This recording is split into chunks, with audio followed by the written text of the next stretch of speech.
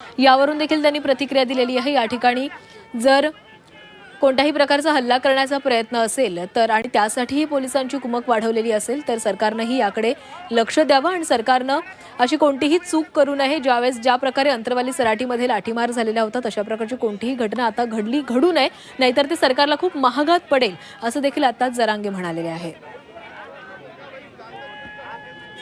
आपण पाहतोय ऊन वाढत चाललेलं आहे आणि याच वाढत्या तापमानामध्ये जरांगे पाटील हे उन्हामध्ये उपोषणाला बसलेले आहेत। आमरण उपोषण करण्याचा त्यांनी निर्णय घेतलेला आहे। शेतामध्ये बसून जरांगे उपोषण करतायत। मोठ्या संख्येने मराठा बांधव या ठिकाणी एकवटलेले आहेत। जोरदार घोषणाबाजी केली जाते, सोबतच पोलिसांचा मोठा बंदोबस्त देखील या ठिकाणी तैनात करण्यात आलेला आहे।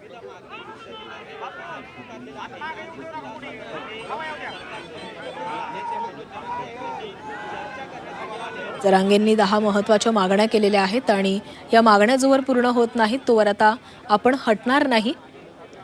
एकवेळ समाजासाठी आपण जीव द्यायला तयार आहोत, मात्र उपोषण आपण मागे घेणार नाही अशी ठाम भूमिका मनोज जरांगे पाटील यांच्याकडून घेण्यात आलेली आहे।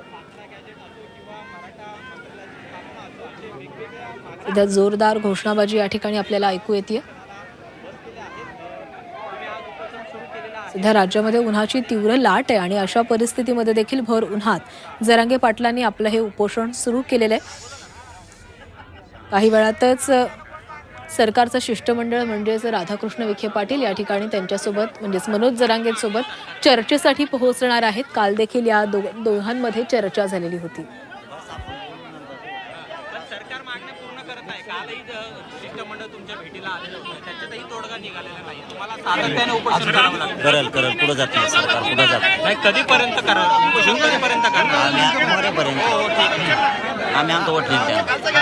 याआधी तुम्ही म्हटलं होतं की हे शेवटचं उपोषण असेल जेव्हा तुम्ही मुंबईत गेलेला, पण तरी सुद्धा तुमच्या मागण्या सरकारने पूर्ण केलेल्या दिसत नाही। अरे बाबा, चांगल्या कामाला शेवट कधीच नसतो। चांगल्या कामाला शेवट कधीच नसतो। कल्याण चांगलं काम आहे, याला शेवट नसतो। आताही काय सरकारला आव्हान असेल तुमचं? आव्हान केलंय त्यांना, आता काय नाही, अजूनही चर्चेला येऊ शकतं सरकार। दार इथं पण काहीच म्हणत नाही, म्हणत नाही। बरं, आता जोपर्यंत तुमच्या मागण्या पूर्ण होणार नाही तोपर्यंत तुम्ही इथून उठणार आहात बसले त्यासाठी। बस आता ऊन लय पडले, पण ऊन पण वाढले, 35-36 अंश सेल्सिअस तापमान झालेलं काय होत याच्यामध्ये जर काही दुर्घटना घडली मराठा बांधवांचा याला जबाबदार कोण असेल? समृद्धी महामार्ग सरकारला काय शेवटचं अल्टिमेटम काय? अजूनही तुमची चर्चेची तयारी आहे? पाटील, आंदोलक आक्रमक होत आहे, अनेक ठिकाणी रस्ता रोको सुरू झालाय, समृद्धी पण रोखलेला आहे। तुम्ही आव्हान काय करणार? सगळ्यांनी शांततेत राहा, कोणीही रस्ता रोको करू नका। अंतरवालीतले झालं तर भेटायला परत वापस, पण ते जातच नाही। अजूनही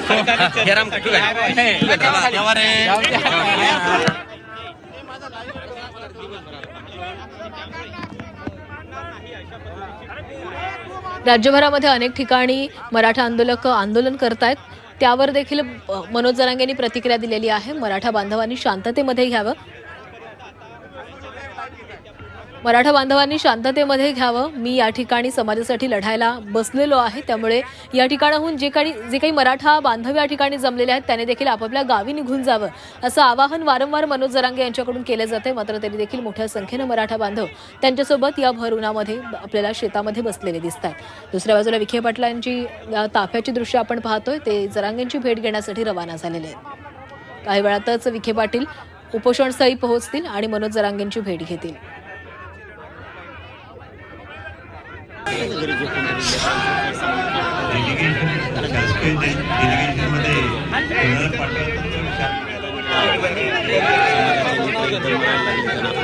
काही वेळातच विखे पाटील या ठिकाणी उपोषणस्थळी पोहोचणार आहेत आणि याच रणरणत्या उन्हामध्ये सरकारसोबत आम्ही चर्चा करू। जरांगेंनी सांगितलेलं आहे मराठा बांधवांनी या ठिकाणाहून जावं, या ठिकाणी गर्दी करू नये, खूप ऊन आहे, स्वतःची काळजी घ्यावी असं आवाहन जरांगेंकडून करण्यात आलेलं आहे। मात्र मराठा बांधवही कोणाचं ऐकायला तयार नाही, ते देखील मोठ्या संख्येने या ठिकाणी एकवटलेले आहेत। जरांगेंच्याच अवतीभोवती सगळेजण बसलेले आहेत आणि याच भर उन्हामध्ये त्यांच्याकडून घोषणाबाजी केली जाते. चर्चा सकारात्मक झाली होती. साधारण 2-3 तास सरकारनं आपल्याकडे चर्चेसाठी यावं, आमचे दरवाजे चर्चेसाठी खुले आहेत, मात्र आपण उपोषण मागे घेणार नाही. जोवर सगळ्या मागण्या या मान्य होत नाहीत तोवर उपोषण मागे घेण्याचा प्रश्नच येत नाही, असं जरांगेंनी सांगितलेलं आहे. याआधी सरकारनं 10 महिन्यांपूर्वी जरांगेंना मुदतवाढ मागितलेली होती, सगळी अंमलबजावणी केली जाईल असं आश्वासन दिलेलं होतं, मात्र तसं न झाल्यानं जरांगे पुन्हा आक्रमक झाले.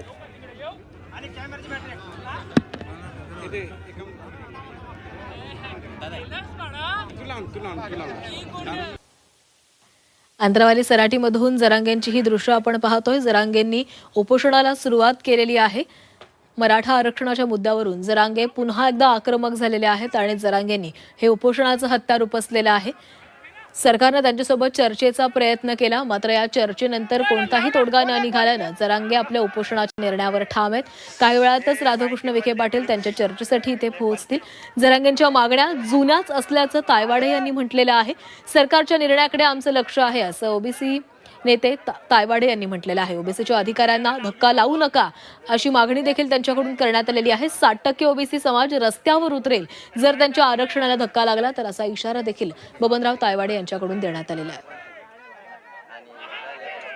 एका बाजूला आता ही दृश्य आपण पाहतोय. अंतरवाली सराटीमधून जरांगेंचं हे उपोषण लाईव्ह आपण पाहतोय. काही वेळातच या ठिकाणी राधाकृष्ण विखे पाटील पोहोचतील आणि जरांगेंसोबत चर्चा केली जाईल. सरकारला याच ठिकाणी बसून आमच्यासोबत चर्चा करावी लागेल, उन्हातच ही चर्चा होईल असं जरांगेंनी म्हटलेलं आहे. मोठ्या संख्येनं मराठा बांधव देखील या उपोषणामध्ये सहभागी झालेले आहेत. जरांगेंच्या अवतीभोवती अनेक मराठा बांधव या उन्हामध्ये बसलेले आहेत. जोवर मराठा समाजाच्या मागण्या मान्य होत नाहीत तोपर्यंत माघार नाही, मागे हटणार नाही अशी भूमिका जरांगेंनी घेतलेली आहे. जरांगेंनी फार बोलण्यास नकार दिलेला आहे. ऊन वाढत चाललेलं आहे. राज्यभरामध्ये उन्हाचा पाढा वाढत चाललेला आहे. या उन्हाचा अनेकांना त्रास होतोय आणि याच रखरखत्या उन्हामध्ये जरांगेंनी उपोषण करण्याचा निर्णय घेतलेला आहे. कोणताही मंडप न घालता, कोणताही कूलर किंवा एसी न लावता उघड्यावर शेतामध्ये भर उन्हामध्ये बसून जरांगे उपोषण करतायत. महाराष्ट्रातील सर्व सरसकट गुन्हे म्हणजेच मराठा बांधवांवर दाखल झालेले गुन्हे सरसकट मागे घ्यावेत. आंदोलनात बलिदान देणाऱ्या कुटुंबियांना महावितरण आणि एमआयडीसीमध्ये नोकरी द्यावी. सारथीच्या सर्व योजना पुन्हा सुरू कराव्यात. महामंडळाचे सर्व परतावे ताबडतोब वाटप केले पाहिजेत. कुणबी प्रमाणपत्र दिलेले त्याची व्हॅलिडिटी द्या. मराठा उपसमिती काही कामाची नाही, अध्यक्षाला काम नाही, उपसमिती बरखास्त करा. स्वतंत्र कुणबी आणि मराठा मंत्रालय स्थापन करा अशा मागण्या जरांगेंकडून करण्यात आल्या.